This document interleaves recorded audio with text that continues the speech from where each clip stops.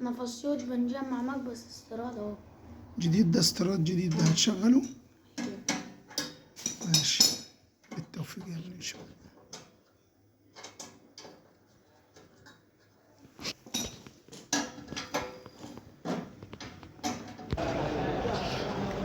رمضان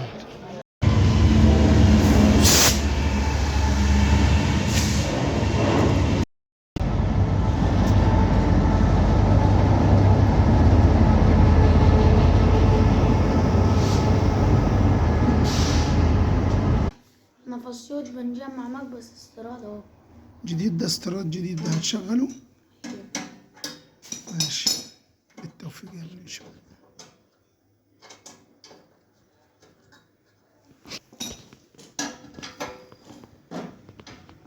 شرح لنا السكينة ديت في الاستيراد بتعمل ايه؟ السكينة دي بتعمل ايه في الاستيراد هنا؟ بنعرف تظبط السكينة وهي بتعلى وتوطى. اللي هي بتاع القصة بتاع الفورمة بتاع العلف؟ ايوه. طيب ازاي انت كده المؤشر ده بيطلع كده وبينزل؟ طب ماشي يا عم صفوت، واخد معلومة؟ طبعا. ربط يا بابا. تمام.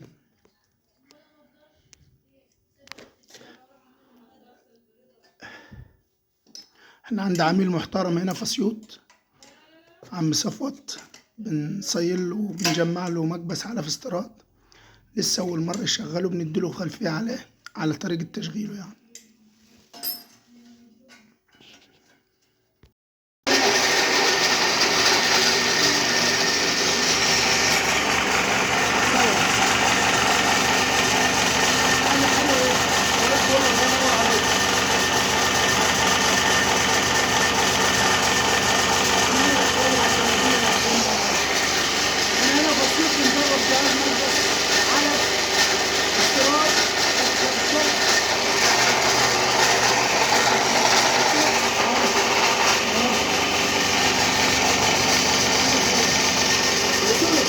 الله ينور عليك.